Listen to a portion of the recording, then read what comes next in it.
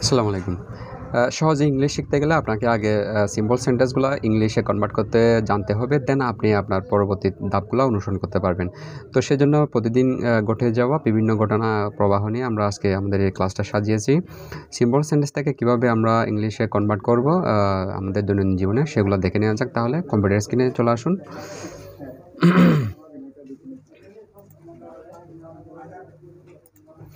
তো আজকের গল্পটা আমরা সাজিয়েছি আমরা সকালে ঘুম থেকে উঠে এবং স্কুলে যাওয়া পর্যন্ত এবং বাড়িতে আসা পর্যন্ত আমরা যেসব কাজকর্মগুলো করে থাকি, এইগুলোর উপরে একটা ভিত্তি করে জাস্ট 5 থেকে 6 লাইনের একটা যদি ইংলিশ আমরা প্রতিদিন প্র্যাকটিস করি, ইনশাল্লাহ আমাদের ইংলিশ অনেকাংশে আয়ত্তে চলে আসবে। তো আজকের এটা হচ্ছে যে গল্পটি হচ্ছে যে আমি প্রতিদিন ঘুম থেকে সকালে উঠি, অর্থাৎ আমি প্রতিদিন সকালে ঘুম থেকে উঠে আমি মুখ দিয়ে ফেলে এবং ফ্রেশ হয়ে যাই। ঠিক আছে, তারপর আমি আমার মাকে নিয়ে বিভিন্ন কাজে সহায়তা করি। এইভাবে করে আমরা আমাদের গল্পটি সাজিয়েছি। তো এই সিম্পল সেন্টেন্সগুলোকে আমরা খুব ইজিলি ইংলিশে কনভার্ট করে আমরা আমাদের ইংলিশটা প্র্যাকটিস করব। তো তাইলে আমি প্রতিদিন সকালে ঘুম থেকে উঠি, তাইলে এখানে আপনার সাবজেক্টটা খুঁজতে হবে, তারপর ভার্ব খুঁজতে হবে, তারপর আপনি আদার্স অবজেক্টটা খুঁজতে হবে।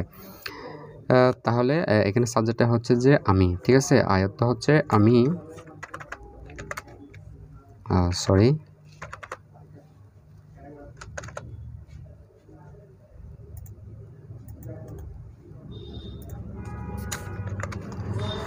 আই ওয়াক আপ তো উঠা, ঠিক আছে, ঘুম থেকে জেগে ওঠা আর কি। I walk up every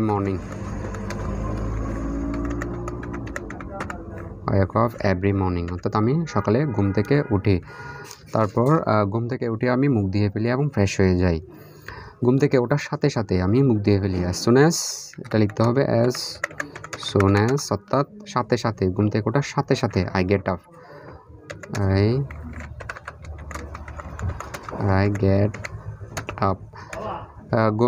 get up হতো উঠা, আর ওয়াক আপ হতো ঘুম থেকে ওঠা।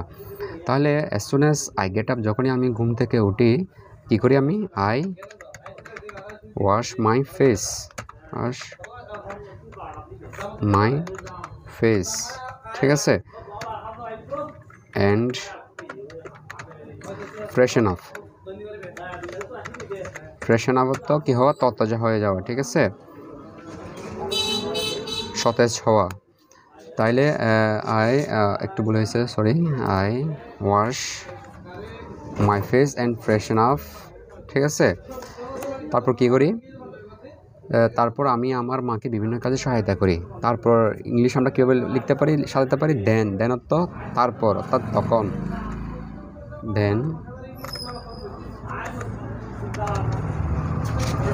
দেন আই হেল্প, কী করি? আমি সাহায্য করি। কাকে? My mother. কি দিয়ে? With various task. Then I help my mother with various task, অথবা এটা প্লুরাল লিখতে পারেন, টাস্ক। একটি কাজ নয়, 2-3টি কাজ আমি একসাথে কী করি? হেল্প করি। ওকে,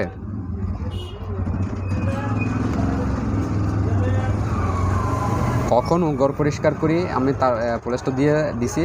ওকে, কখনও ঘর পরিষ্কার করি, আবার রান্নার কাজে সাহায্য করি, ঠিক আছে। তাহলে কীভাবে লিখতে হবে? সামটাইমস, সামটাইমস আই ক্লিন, কখনো ক্লিন করি, অর্থাৎ পরিষ্কার করি, কি? দি হাউস,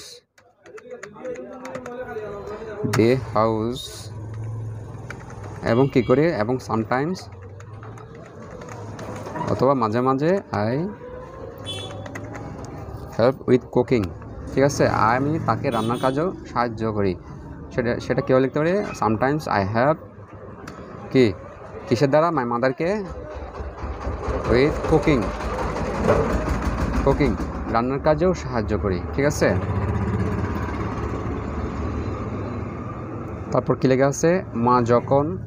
মা যখন সকালের নাস্তা প্রস্তুত করেন, অর্থাৎ যখনই মা সকালের নাস্তা প্রস্তুত করেন, তখন আমি আমার স্কুলের ব্যাগ গুছিয়ে নিই। অর্থাৎ যখন এই কাজটা করি তখন আমি এই কাজটা করি। সেটা আমরা কীভাবে প্রকাশ করতে পারি? এটা কীভাবে প্রকাশ করব? হোয়াইল দিয়ে। হোয়াইল একটা শব্দ আছে, অর্থাৎ যখনই, WHILE, হোয়াইল মাই মাদার কি করেন, যখনই আমার মা সকালে নাস্তা প্রস্তুত করেন, কি করেন, মাই মাদারের পরে কি আসবে?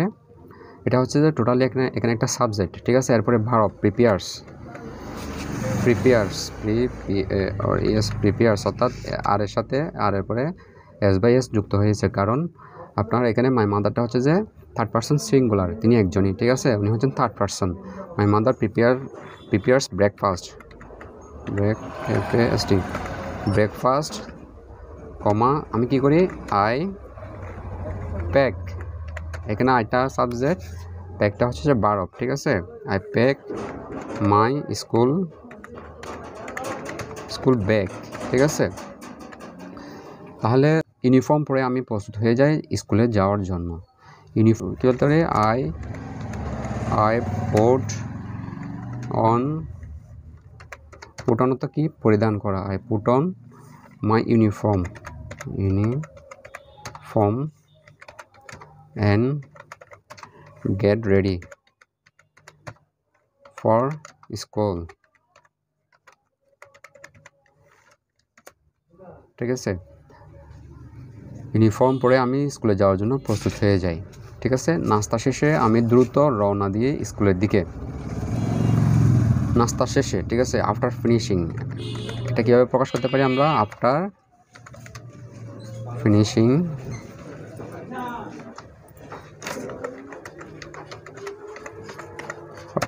মানে শেষ করার পরে। মাই ব্রেকফাস্ট কি, my breakfast, after finishing my breakfast, okay, I quickly had to তো গো টু এর বদলে আমরা আজকে হ্যাড টুটা শিখবো, ঠিক আছে। গো টু এর বদলে হ্যাড টু দিয়ে আমরা প্র্যাকটিস করতেছি। আই কুইকলি হ্যাড টু, আমি তাড়াতাড়ি স্কুলের দিকে যাই। অর্থাৎ গো টু এর বদলে হ্যাড টু অর্থ যে মনোভাব প্রকাশ করবে, আপনার গো টু এর অর্থ একই মনোভাব প্রকাশ করবে। হেড টু স্কুল, এখানে মনে রাখার একটা কৌশল বলে, হেড তো মাথা, এবং কোন মাথার দিকে, আমরা স্কুলের মাথা দিকে, অর্থাৎ স্কুলের দিকে আমরা দাবিত হই, আই গো টু, ঠিক আছে। অথবা I head to school.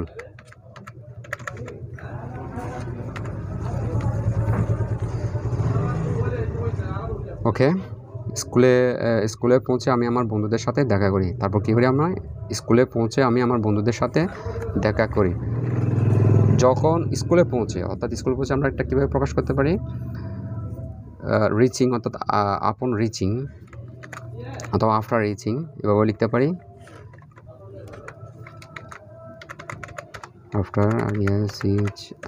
After reaching কোথায় গিয়ে? স্কুলে, স্কুল। এখানে কীভাবে? কী করি? আমি মিট করি কার সাথে? My friend, FRIENDS, friends. এবং কী করি? এবং স্কুলে ক্লাসের জন্য উপস্থিত হই, অ্যান্ড অ্যাটেন্ড মাই ক্লাসে সেখানে প্লুরাল করছি, কারণ একটা দুইটা ক্লাস না, আমি 4-5টা ক্লাসে উপস্থিত থাকি। ওকে, দিনভর অনেক কিছু শেখার পর আমি আবার বাড়িতে ফিরে আসি। ওকে, তো এটা আমরা কীভাবে প্রকাশ করতে পারি? চলুন জানা যাক। আফটার, অর্থাৎ কাজটা শেষ করার পরে, অর্থাৎ after day full of learning. After day, দিন শেষে কী করে? ফুল অফ লার্নিং, অর্থাৎ সম্পূর্ণটাই আমি শিখে অথবা পড়ে। লার্নিং, একটা কমা দিয়ে আমরা সেন্টেন্সটাকে কী করব? পরিপূর্ণ করব। আই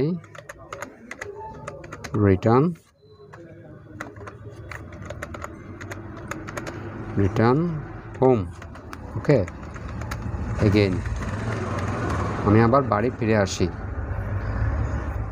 তো এখানে একটু লাল চিহ্ন এসেছে, এগুলা ভুল আছে এরকম বোঝাচ্ছে আর কি। এখানে আমি একটা স্পেস দিয়ে দিলে এটা চলে যাবে। ওকে, তো দেখেন সম্পূর্ণ কিছু সিম্পল সেন্টেন্সগুলোকে আমরা কিভাবে ইংলিশে কনভার্ট করছি এভাবে যদি আমরা আয়ত্ত করি তাহলে আমরা আমাদের ইংলিশটা খুব সহজে অতি দ্রুতভাবে আমরা শিখতে পারবো। তো আজকের ক্লাসটা এ পর্যন্ত, পরবর্তীতে দেখা হবে তো আমাদের নেক্সট ভিডিও ইনশাল্লাহ। আমাদের ক্লাসটা যদি আমরা পরবর্তীতে অ্যাটেন্ড করতে পারি সবার জন্য উপকৃত হবে। Thank you.